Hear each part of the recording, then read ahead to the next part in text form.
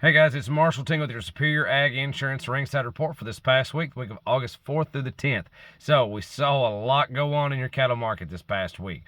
So you started off last Monday. This board opened up down hard. Your cash market was down hard. And to be quite frank with you, nobody wanted to play cowboy. Nobody wanted to even look at a calf or consider buying a calf. It was a pretty tough trade that past Monday. Now, by the time Friday rolled around, there's a little bit more going on. People were a little bit more optimistic.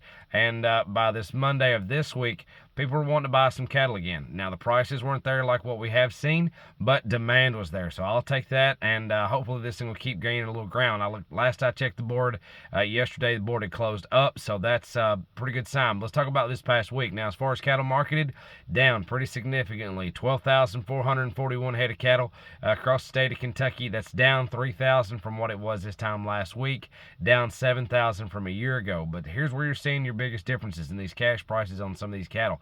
Now, your full weights, we're going to call your steers as a whole, $2 to $5 lower, heifers $3 to $7 lower. I know a lot of places, if you were talking about Joplin or Oklahoma National or OKC West, are calling them 10 to 15 down, 2 to 5, 3 to 7 is being kind of generous on them. But as far as what are these things actually worth on the dollar, your full weight steers, still going to average them about 310. They topped off at 335. Your 5-weight steer cattle, 275 is an average, 304 is a high. But let's check out some of these yearlings. That's what we're all worried about.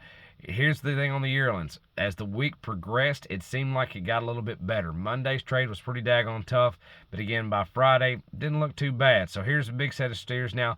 This is going to be late in the week steers. 174 head of black steers weighed 806 at 254.75. Then here's another set. Here's 60 head of mixed steers, 860 pounds on the average at 233.75. That was a Monday trade. So that's just going to show you some of the difference in how the board and how the cash played out as the week progressed. Here's 50 head of black steers weighed 865 at 236. That was going to be on the back half of the week. And then here's 60 head of black steers weighed 897 at 237. So that's kind of what's going on. If these things were short enough special, they would still play with them on the back half of the week. But the first half of the week, nobody wanted to play with anything. Now, as far as your CME feeder cattle index, it has dropped as well. It's taken it just a little bit longer to drop just because it's on that 7-day average, but it is backed up. So Monday the 5th, the CME was a 255.35. Tuesday the 6th, 254.72. Wednesday the 7th, 252.84. Then Thursday's where you saw your big drop. Thursday the 8th was a 249.71. Friday another big drop. Friday the 9th, 245.75. Excuse me, 245.57. So that's what's going on in the CME feeder cattle index, guys. That's what's going on in your cash market here in the state of Kentucky.